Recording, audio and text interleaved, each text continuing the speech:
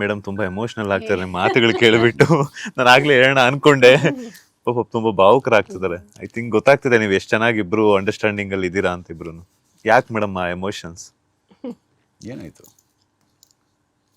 ಏನಾಯ್ತು ಏನಿಲ್ಲ ಏನಾಯ್ತು ಹೇಳು. ಹೇಳಿ ಮೇಡಮ್. ಅಲ್ಲ ಆಕ್ಚುಲಿ ಇಂಥ ಪೇರ್ ಬೇಕು. ಆಕ್ಚುಲಿ ಇಂಥ ಪೇರು ನಿಮ್ಮಿಂದ ನೋಡುವಂಥವ್ರಿಗೆ. ಬಿಕಾಸ್ ಯಾಕಂದ್ರೆ ನಾನು ಏನಕ್ಕೆ ಸಾಕಷ್ಟು ಎಷ್ಟೋ ಸಲ ಕ್ಯಾನ್ಸಲ್ ಆಗಿದೆ ನಿಮ್ಮಿಬ್ಬರ ಇಂಟರ್ವ್ಯೂ. ಹೌದು ಬೇಕು ಬೇಕು ಅಂತ ಅದು ನಿಮ್ಮ ಸಮಯದ ಅಭಾವನ ಅಥವಾ ನಮ್ಮ ಟೈಮಿಂಗ್ಸ್ ಆಗ್ಲಿಲ್ಲ, ಇಬ್ರಿಗೂ ಅಡ್ಜಸ್ಟ್ ಆಗಿಲ್ಲ ಹೋಗ್ತಾರೆ. ಬಟ್ ಅಂತ ನಾನು ನೋಡಿದ್ದು ನಿಮ್ಮಿಬ್ಬರನ್ನ ಇಸ್ಮಾರ್ಟ್ ಜೋಡಿಯಲ್ಲಿ. ಅಲ್ಲಿಂದ ನೋಡ್ಬಿಟ್ಟು ಅವಾಗಿಂದನೂ ಕೂಡ ಫಾಲೋ ಅಪ್ ಮಾಡಿದೆ. ಓಹೋ ಅದು ಲಾಲ್ ಬಾಗ್ಸಿ ಇವೆಂಟ್ ಅಲ್ಲಿ ಕೂಡ ಸಿಕ್ಕಿದ್ರಲ್ಲ, ಹೌದು ಎಸ್ ಎಸ್ Yes. ಆವತ್ತಿಂದ ನೋಡಿ ಮತ್ತೆ ಅಗೇನ್ ಫಾಲೋ ಅಪ್ ಮಾಡ್ಕೊಂಡು ಮತ್ತೆ ಇವತ್ತು ಕರೆದೆ. ಬಿಕಾಸ್ ಯಾಕಂತಂದ್ರೆ ಆ ಒಂದು ಶೋ ಅಲ್ಲಿ ನೀವಿಬ್ರು ನಿಮ್ಮಿಬ್ಬರ ಫೀಲಿಂಗ್ಸ್ ನ ಎಕ್ಸ್ಪ್ರೆಸ್ ಮಾಡಿದಾಗ ಬಂದಿರುವಂತಹ ಕರ್ನಾಟಕ ಜನತೆ ಕಡೆಯಿಂದ ರೆಸ್ಪಾನ್ಸ್ ನಾನು ನಿಮ್ಮಿಬ್ರು ಇಂಟರ್ವ್ಯೂ ಬೇಕೇ ಬೇಕು ಒಟ್ಟಿಗೆ ಅನ್ನೋ ಒಂದು ಕಾರಣಕ್ಕೆ ಆಯ್ತು. Thank you. ಸೊ ಯಾಕೆ ಎಮೋಷನ್ ಆಗ್ತಿದ್ರಿ? ಇಲ್ಲ, ಅವರು ಖಾಲಿ ಆಳೆ ಅಂತ ಹೇಳಿದ್ರಲ್ಲ, ಅದಕ್ಕೆ ನಂಗೆ ಒಂಚೂರು ಅದು ನಿಜ ಅಲ್ವಾ ಸರ್? 100%. ಅಂದರೆ ಹೆಣ್ಮಕ್ಳು ಅವರು ಅವರು ಒಟ್ಟಿಗೆ ಹುಟ್ಟಿರೋರು, ಬೆಳೆದಿರೋರು, ಅವ್ರನ್ನ ಬೆಳೆಸಿರೋರು ಎಲ್ಲರನ್ನೂ ಬಿಟ್ಟು ಒಬ್ಬ ಗಂಡು ಮಗುನ ಮದುವೆ ಆಗಿ ನೀನೇ ನನಗೆಲ್ಲ ಅಂತ ಅಂದ್ಕೊಂಡು ಅವ್ರ ಜೀವನನೇ ತೊಗೊಂಬಂದಿರ್ತಾರೆ. ಅದನ್ನು ಸರಿಗೆ ನೋಡ್ಕೊಂಡಿಲ್ಲ ಅಂದರೆ ತಪ್ಪಾಗತ್ತೆ. 100%. ನನ್ನನ್ನು ಟಾಲರೇಟ್ ನೀನು ಅಳ್ಬೇಡ, ನನಗೂ ಗಂಡ ನನ್ನನ್ನು ಟಾಲರೇಟ್ ಮಾಡ್ಕೊಂಡು ಹೋಗ್ತಾ ಇದ್ದಾರಲ್ಲ, ಗ್ರೇಟ್. ಖುಷಿ ಪಡಿ ಮೇಡಮ್ ಅದಕ್ಕೂ. ನೀವು ಅಳ್ತಿದ್ದೀರಲ್ಲ. ಅದೇ ಆನಂದ ಬಾಷ್ಪ. ಆನಂದ ಬಾಷ್ಪ. ಮಾಡ್ಬಿಟ್ಟೆ. ಓಕೆ, ಏನು ಹೇಳ್ತೀರಾ ಅವರ ಹೊಗಳಿಕೆಗೆ? ಏನಿಲ್ಲ ಸರ್, ಕೊನೆ ತನಕ ನಾನು ಹೀಗೆ ಇರ್ತೀನಿ ಜೊತೆಲಿ. ಫಸ್ಟ್ ಕಣ್ಣೋರ್ಸ್ಕೊ. ನೋಡಿ ಅವ್ರು ಭಾವುಕರಾಗ್ತಾ ಇದಾರೆ. ಅವ್ರು ಅಂದ್ರೆ ವಿನಯ್ ಗೌಡ ಅವರು ನೋಡೋ ಜನಕ್ಕೆ ಹೆಂಗೆ ಅಂತಂದ್ರೆ ರಫ್ ಅಂಡ್ ಟಫ್. ಅವರ ಮನಸ್ಸನ್ನ ಅರ್ಥ ಮಾಡ್ಕೊಂಡಿರೋ ಅಂತ ಗೊತ್ತಾಗುತ್ತೆ. ಅದರಲ್ಲಿ ಮೊದಲಿಗೆ ನೀವ್ ಆಗ್ತೀರಾ. ಅವ್ರ ಫ್ಯಾಮಿಲಿ ಅಂತ ಬಂದರೆ ಅವರು ತುಂಬಾನೇ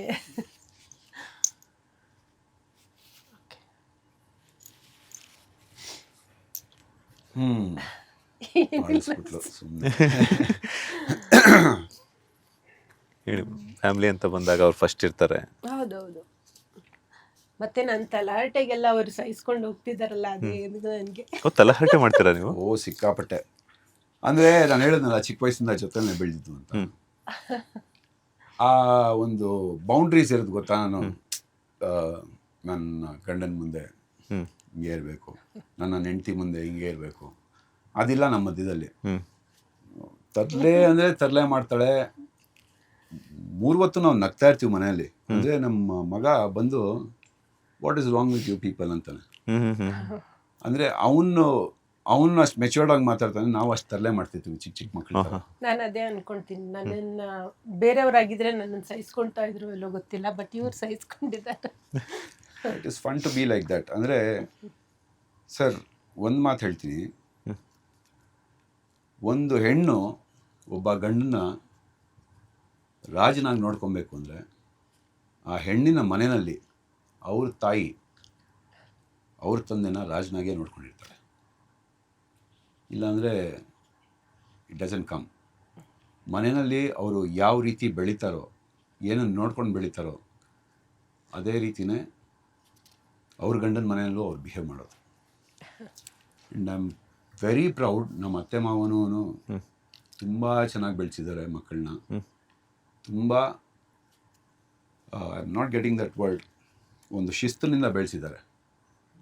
ನನಗೆ ಫಸ್ಟ್ ಮದುವೆ ಆದಾಗ ಭಯ ಆಗ್ಬಿಟ್ಟಿತ್ತು. ನನಗೆ ಬೆಳಗ್ಗೆ 5 ಗಂಟೆಗೆಲ್ಲ ಫುಲ್ಲು ಮನೆಯಲ್ಲಿ ಹೊಗೆ ಹಾಕ್ಕೊಂಡು ಬಂದು ಕಾಲೆಲ್ಲ ಮುಗಿತಾ ಇದ್ದಾಳೆ.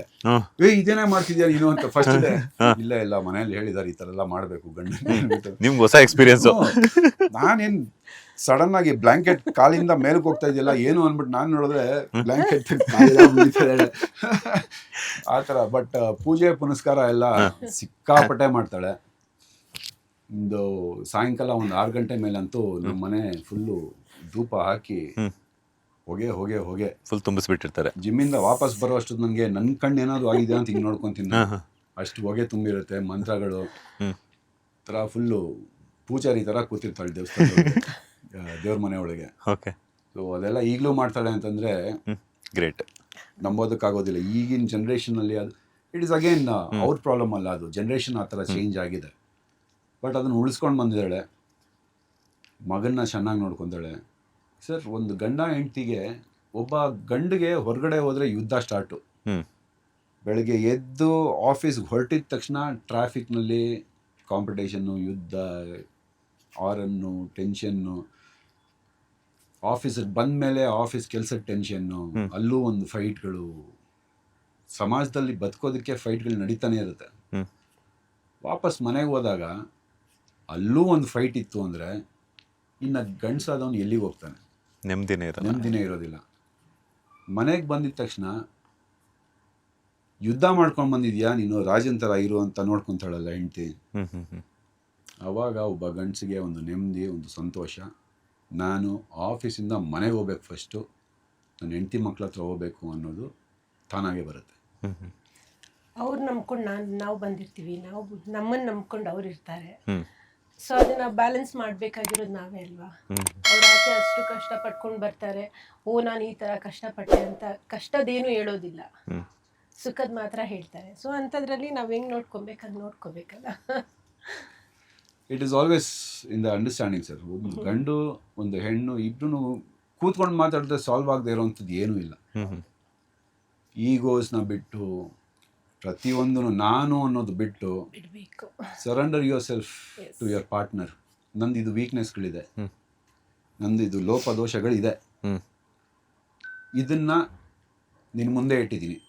ಕರೆಕ್ಷನ್ ಮಾಡ್ತೀಯಾ ಅಥವಾ ಅದನ್ನು ಸಂಭಾಳಿಸ್ಕೊಂಡು ಹೋಗ್ತೀಯಾ, ಅದು ನಿನಗೆ ಬಿಟ್ಟಿರೋದು.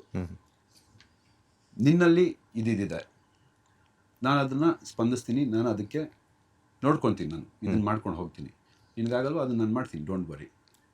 ಈ ಥರ ಒಂದು ಅಂಡರ್ಸ್ಟ್ಯಾಂಡಿಂಗ್ ಬಂದ್ಬಿಡ್ತು ಅಂದರೆ ಗಂಡ ಹೆಂಡ್ತಿಗೆ ಕೇಳ್ತಾರೆ, ಏನು ನೀವಿಬ್ಬರು ಬರೀ ಇಂಟರ್ನೆಟ್ಗೋಸ್ಕರ ನೋಡೋದಕ್ಕೋಸ್ಕರ ಹಿಂಗೆ ಜಗಳ ಆಡ್ದಿರಾ, ಖುಷಿಯಾಗಿ ಕಾಣಿಸ್ಕೊತೀರಾ ಎಲ್ಲ ಕಡೆ ಅಂದ್ಬಿಟ್ಟು ಅನ್ನೋರ್ಗೆ ಹಂಗೆ ಅಂದ್ಕೊಡ್ರಿ ಅಂತಂತೀನಿ. ನನಗೆ ಗೊತ್ತು ನನ್ನ ಲೈಫ್ ಹೆಂಗಿದೆ ಅಂದ್ಬಿಟ್ಟು, ನನ್ನ ಹೆಂಡ್ತಿ ಏನು ಅನ್ನೋದು ನನಗೆ ಗೊತ್ತು. ಸರ್, ಐ ಬಿಲೀವ್ ಏನಂದರೆ 100 ಜನ ಹುಡುಗಿರನ್ನ ಪ್ರೀತಿಸೋದು ಒಂದು ಕಡೆ, ಒಂದೇ ಹುಡುಗಿನ 100 ಥರ ಪ್ರೀತಿಸೋದು ಒಂದು ಕಡೆ. ಯಾವ್ದು ಬೆಟರ್ ಹೇಳಿ? ಒಂದೇ ಹುಡುಗಿನ 100 ಥರ ಪ್ರೀತಿಸೋದೇ ಬೆಟರು. ಬಿಕಾಸ್ ಮೊಬೈಲ್ಗಳು ಬಚ್ಚಿಡಬೇಕು, ಪಾಸ್ವರ್ಡ್ಗಳು ಹಾಕ್ಕೊಂಡು ಇಟ್ಕೊಳ್ಬೇಕು, ಒಂದು ಮೆಸೇಜ್ ಬಂತು ಅಂದರೆ ಯಾರು ಮೆಸೇಜ್ ಮಾಡಿದ್ರು ಅನ್ನೋ ಭಯ, ಇದೆಲ್ಲ ಯಾರಿಗೆ ಬೇಕು ಸರ್ ಟೆನ್ಷನ್ಗಳು? ನನ್ನ phone password, face I D ಅವಳದು ಇದೆ, ಅವಳ phone password, face I D ನಂದು ಇದೆ. We are open book. ನನ್ನ ಇನ್ಸ್ಟಾಗ್ರಾಮ್ ಆಗಲಿ, ಫೇಸ್ಬುಕ್ ಆಗಲಿ, ವಾಟ್ಸಪ್ ಆಗಲಿ, ಇಟ್ ಈಸ್ ಆಲ್ವೇಸ್ ಓಪನ್. ಅವಳು ಚೆಕ್ ಮಾಡ್ಬೋದು, ಅವಳು ಚೆಕ್ ಮಾಡೋದಕ್ಕೆ ಹೋಗೋದು ಇಲ್ಲ. ಫೋನ್ಗಳು ಎಲ್ಲಂದರೆ ಅಲ್ಲಿ ಬಿದ್ದಿರುತ್ತೆ. ಇದು ತುಂಬ ಕಡೆ ನೋಡಿದ್ದೀನಿ. ಫೋನ್ಗಳು ಹೆಂಗಾಗಿದೆ ಅಂದರೆ ನಿಮ್ಮ ಜೀವಕ್ಕಿಂತ ಜಾಸ್ತಿ ಜೋಪಾನವಾಗಿ ಫೋನ್ಗಳನ್ನ ನೋಡ್ಕೊತಾರೆ ಇವಾಗ. ಹೌದು. ಎಲ್ಲಿ ಹೆಂಡ್ತಿ ಕೈಗೆ ಸಿಕ್ಬಿಡುತ್ತೋ, ಎಲ್ಲಿ ಫೋನ್ ತೆಗ್ದು ಹಿಂಗೆ ನೋಡ್ತಾ ನಗು ಕಡಿಮೆ ಆಯಿತು ಅಂದರೆ ಹಿಂಗೆ ಪಕ್ಕದಲ್ಲಿ ಕೂತಿರೋ ಒಂದು ಮೀಟ್ರ್ ಆಫ್ ಆಗ್ತಿರ್ತಾರೆ. ಮಗ ಫೋನ್ ಇಸ್ಕೊಳೋ ಅಂತಿರ್ತಾನೆ. ಯಾಕೋ ಅಂತಂದರೆ ಈ ಫೋನ್ ಇಸ್ಕೊ ಅಂತಿರ್ತಾರೆ. ಆ ಥರ ಒಂದು ಸಮಾಜ ಆಗಿದೆ ಇವಾಗ.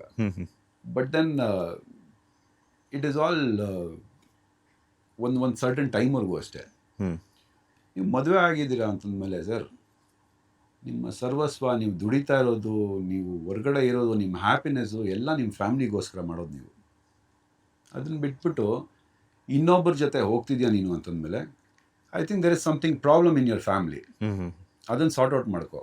ಅಥವಾ ನೀನು ಆ ಪ್ರೀತಿನ ಬಿಟ್ಟು ಇನ್ನೊಂದು ಪ್ರೀತಿನ ಹುಡ್ಕೊಂಡು ಹೋಗ್ತಿದ್ಯಾ ಅಂದಮೇಲೆ, this is gone, it is over for you. ಅದನ್ನು ಬಾಯ್ಬಿಟ್ಟು ಹೇಳಿಬಿಡು, ಹೋಗು ಬೇರೆ ಕಡೆ. ಇಲ್ಲ 3 ಜನದ್ದು ಲೈಫ್ ಹಾಳಾಗೋಗುತ್ತೆ, ನೆಮ್ಮದಿ ಇರೋದಿಲ್ಲ, ದೇರ್ ವಾಂಟ್ ಬಿ ಪೀಸ್. ಅದೇ ಫೋನ್ಗಳು ಬಚ್ಚಿಟ್ಕೋ, ಟೆನ್ಷನ್ನಲ್ಲಿರೋ. ಬಾತ್ರೂಮ್ಗೆ ಹೋದ್ರೂ ಈಚೆ ಬಂದು ಫೋನ್ ರಿಂಗ್ ಆಯ್ತಾ ಅಂತ ನೋಡೋದು. ಅಲ್ಲೂ ಕೂಡ ನೆಮ್ಮದಿಯಾಗಿರೋಕ್ಕಾಗಲ್ಲ. ಬೇಡ, ಟೆನ್ಷನ್ನೇ ಬೇಡ. ಎಸ್ ಸರ್, ನಿಮ್ಮ ಲೈಫಲ್ಲಿ ಸ್ಟ್ರಗ್ಲಿಂಗ್ ಪೀರಿಯಡ್ ಅಂತಂದರೆ ಯಾವುದು ಅಂತ? ಸರ್, ಇದು ಸಾಕಷ್ಟು ಸಲ ಹೇಳಿದ್ದೀನಿ ನಾನು. ಅಂದರೆ ಅದೇ ನಾನು ಹೇಳಿದ್ನಲ್ಲ, ನಮ್ಮ ತಂದೆ ತಾಯಿದು ಒಂದು ಡಿವೋರ್ಸ್ ಎಲ್ಲ ಆಗಿ ಸಪ್ರೇಟ್ ಆದಾಗ ನಾನು ನಮ್ಮ ತಂದೆ ಜೊತೆನಲ್ಲಿದ್ದೆ ಒಂದು ಸ್ವಲ್ಪ ದಿನ. ಅಂದರೆ ಒಬ್ಬ ಮನುಷ್ಯನ ಫ್ರಸ್ಟ್ರೇಷನ್ ಇರುತ್ತೆ, ಹೆಂಡತಿ ಇಲ್ಲ, ಆ ಫ್ರಸ್ಟ್ರೇಷನ್ನೆಲ್ಲ ನನ್ನ ಮೇಲೆ ತೆಗಿಯೋರು. ದೆನ್ ನಾನು ಇಲ್ಲಿಂದ I quit the house, I left the house. ಇಲ್ಲಿಂದ ಹೊರಗಡೆ ಹೋದೆ, ಮುಂಬೈಗೆ ಹೋದೆ. ಮುಂಬೈನಲ್ಲಿ ಒಂದಷ್ಟು ದಿನ ಕೆಲಸ ಮಾಡಿದೆ, ಮತ್ತು ಬೆಂಗಳೂರಿಗೆ ಬಂದೆ. ಬೆಂಗಳೂರಿನಲ್ಲಿ ಡ್ರೈವಿಂಗ್ ಕೆಲಸದಿಂದ ಹಿಡಿದು ಎಲ್ಲ ಮಾಡಿದ್ದೀನಿ ನಾನು. ಹ್ಮ್ ವಾಪಸ್ ಮುಂಬೈಗೆ ಹೋದೆ, ಅಲ್ಲಿ ಹೋಟೆಲ್ಸು ಅಲ್ಲಿ ಇಲ್ಲಿ ಎಲ್ಲ ಕಡೆ ಕೆಲಸ ಮಾಡಿದ್ದೀನಿ.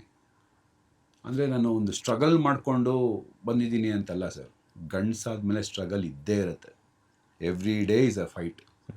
ನಾನು ಅಚೀವ್ ಮಾಡಿಬಿಟ್ಟಿದ್ದೀನಿ ಅಲ್ಲ, ಪ್ರತಿಯೊಬ್ಬ ಮನುಷ್ಯ ಬದುಕಬೇಕು ಅಂತಂದರೆ ಅವ್ನು ಸ್ಟ್ರಗಲ್ ಮಾಡಲೇಬೇಕು. ತುಂಬ ಸ್ಟ್ರಗಲಿಂದ ಬಂದಿದ್ದೀನಿ ನಾನು ಒಂದು ಹೊತ್ತು ಊಟ ತಿನ್ಕೊಂಬಂದಿದ್ದೀನಿ. ನಾನು ಹೊಟ್ಟೆಗೆ ಊಟ ಇಲ್ದಿರ ನಾನು ಒಂದೇ ಬಟ್ಟೆ ಹಾಕ್ಕೊಂಡು 50 ದಿನ ರೈಲ್ವೆ ಸ್ಟೇಷನಲ್ಲಿ ಮಲಗಿದ್ದೀನಿ.